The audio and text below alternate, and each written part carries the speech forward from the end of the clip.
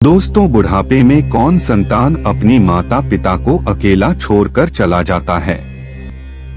प्रिय दर्शकों, आज की हमारी यह प्रस्तुति बेहद खास है और आपको इसे पूरे ध्यान से एक बार जरूर देखना चाहिए। मित्रों, बूढ़े गिद्ध ने बताया कि बुढ़ापे में औलाद साथ क्यों छोड़ जाती है। आज का वीडियो बिना स्किप किए सभी को देखना चाहिए, क्योंकि बुढ़ापा तो एक दिन सभी पर आएगा। जो आज बालक है वह कल युवा बनेगा, परसों जवान होगा और आगे फिर बुढ़ापा स्वीकार करना ही पड़ेगा। चाहे कुछ भी कर लो, इसमें किसी की नहीं सुनी जाएगी। ऐसा नहीं है कि कोई व्यक्ति अधिक धनवान है तो वह कुछ रिश्वत दे देगा तो बुढ़ापा उस पर असर नहीं करेगा। ऐसा नहीं है कि कोई बड़ा बहादुर है, लोग उससे डरते हैं तो बुढ़ापा भी उसके डर से उसके पास नहीं जाएगा। चाहे कोई ज्ञानी हो, धनी हो या बुरी हो, सबके सारे हुनर धरे के धरे रह जाएंगे जब बुढ़ापा आपके ऊपर आएगा तब।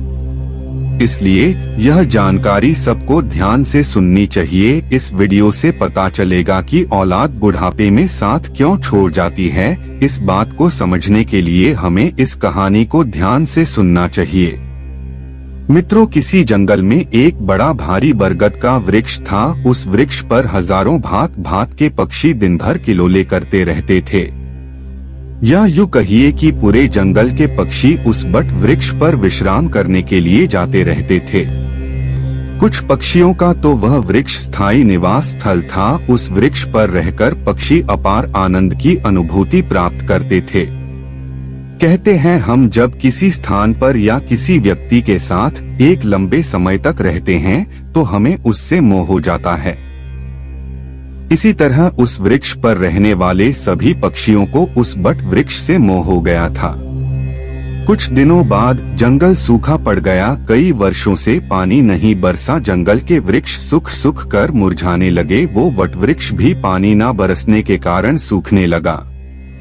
समस्त पक्षी धीरे धीरे करके उस वृक्ष को छोड़कर जाने लगी। जब वो वृक्ष पूरी तरह से सूख गया, उसके पत्ते डाली टूटकर नीचे गिरने लगी, तो उस वृक्ष पर रहने वाले सारे पक्षी उसको त्याग कर किसी दूसरे स्थान पर चले गए।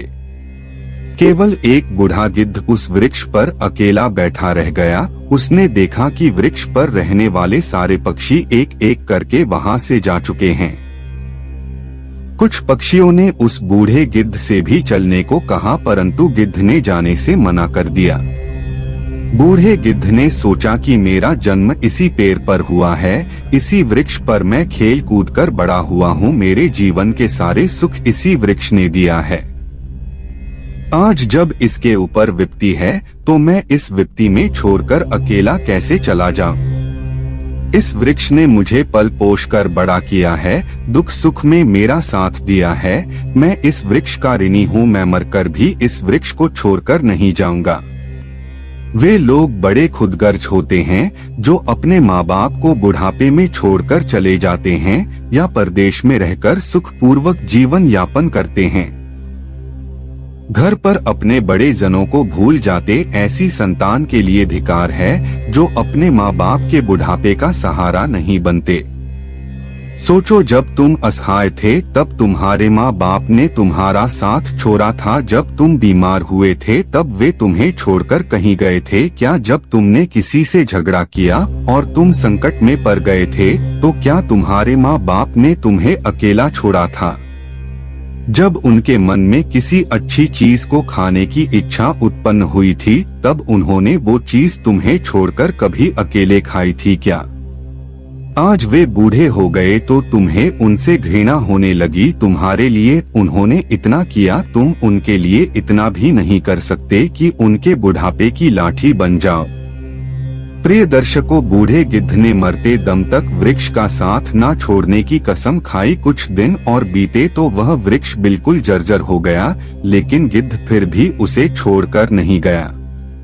दिन में थोड़ा इधर उधर घूमकर अपना भोजन जुटा लेता था और शाम होने पर उसी सूखे हुए वृक्ष पर आकर बैठ जाता था। इसी तरह से कई रोज बीत गए। जो पक्षी उसे छोड़कर दूसरे स्थान पर चले गए थे, उन्होंने सोचा कि गिद्ध काका अभी भी उसी सुखी वृक्ष पर बैठे रहते हैं, क्यों न हम सब मिलकर उनके पास चलेंगे और उन्हें समझा बुझाकर अपने पास बुला लाएं।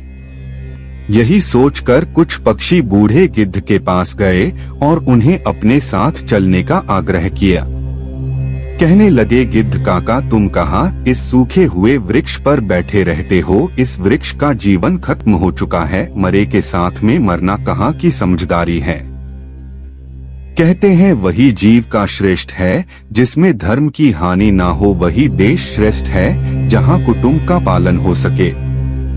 ये वृक्ष बिल्कुल जर्जर हो गया है, दीमक इसे रात दिन गलाए जा रही है। किसी दिन हवा के तेज झोंके के साथ यह गिर जाएगा, फिर तुम कहाँ जाओगे? विद्वान लोग कहते हैं कि शत्रु, कर्जा, अग्नि, बीमारी, इन चारों को समय रहते दवा देनी चाहिए। जो इनसे अपना समाधान नहीं करता वह बेमौत मारा जाता है। ठीक इसी प्रकार तुम्हें भी इस वृक्ष को छोड़कर किसी खुशहाल स्थान पर अपना निवास बना लेना चाहिए। मित्रों, समस्त पक्षियों के समझाने पर भी बूढ़ा गिद्ध उस वृक्ष को छोड़ने के लिए तैयार नहीं हुआ।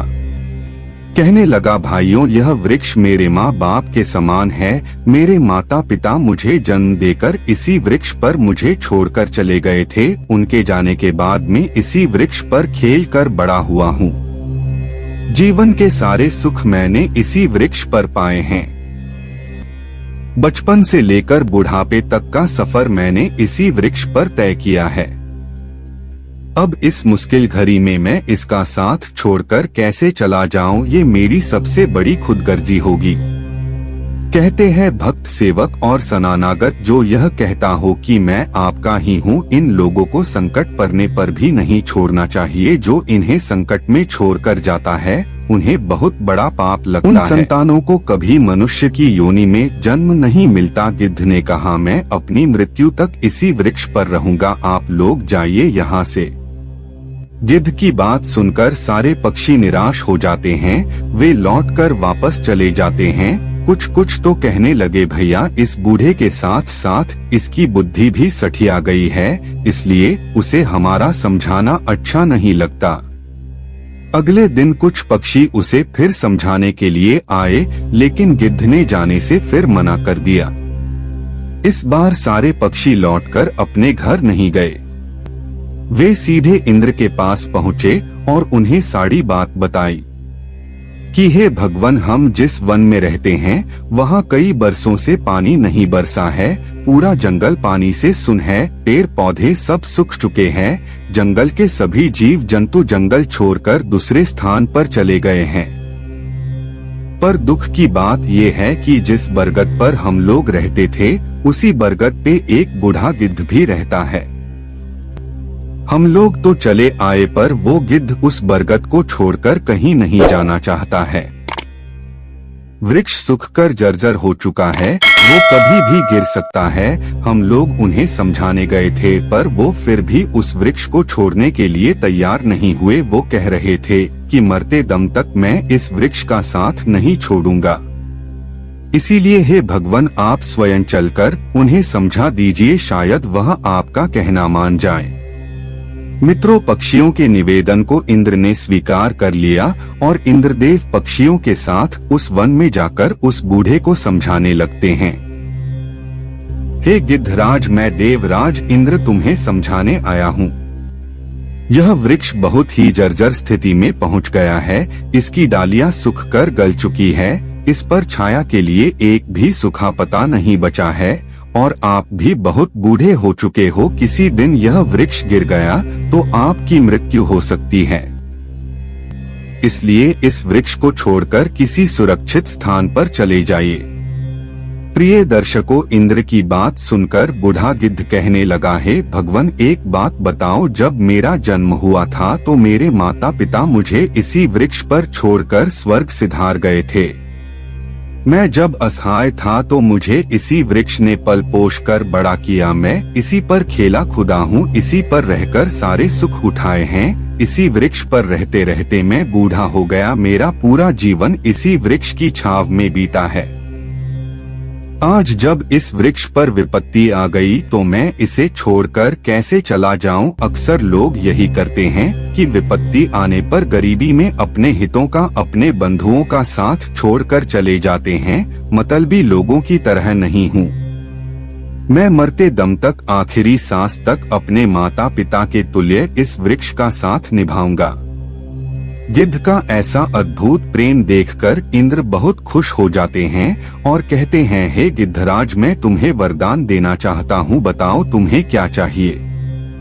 तब गिद्ध कहता है, हे भगवान, यदि देना चाहते हो तो मुझे वरदान नहीं चाहिए, इस बरगद को वरदान दे दीजिए ताकि यह हरा भरा हो जाए, इसके आयु बढ़ जाए। मैं तो वैसे भी बूढ़ा हो चुका हूँ, थोड़ी बहुत दिन का जीवन शेष बचा है। मेरे बाद इस वृक्ष की छाया में हजारों पक्षी सुखी रहेंगे, सबका भला होगा तो मुझे भी खुशी होगी। गिद्ध की बात सुनकर इंद्र ने उस वृक्ष को फिर से हरा भरा बना दिया। पूरे जंगल में पानी बरसा दिया, सारे जंगल के वृक्ष फिर से हरे भरे हो गए, चारों तरफ हरियाली छा गई।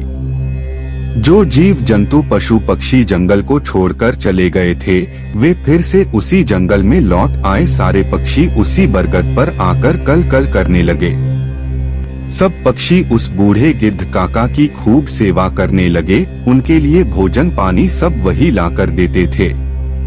मित्रों, इस प्रकार गिद्ध का शेष जीवन सुखपूर्वक बीत गया। हमें भी इस कहानी से सीख लेनी चाहिए कि अपनों का बुरे वक्त में कभी साथ नहीं छोड़ना चाहिए, खास करके जिसने आपको जन्म दिया है, उस माँ का और पालन पोषण करने वाले उस पिता का। वे आपके जीवनदाता है। आपको पाल पोस कर बड़ा करने में उन्होंने बहुत तकलीफ उठाई है। उनके बुढ़ापे में यदि आप उनका सहारा नहीं बन पाए तो यह जीवन किसी काम का नहीं रहेगा। दोस्तों, ये वीडियो यदि पसंद आया हो तो वीडियो को लाइक करना और चैनल को सब्सक्राइब करना तथा अपने मित्रों को शेयर जरूर करना। वीडियो को अंत तक देखने के लिए आप सभी का बहुत बहुत धन्यवाद। जय श्री कृष्ण।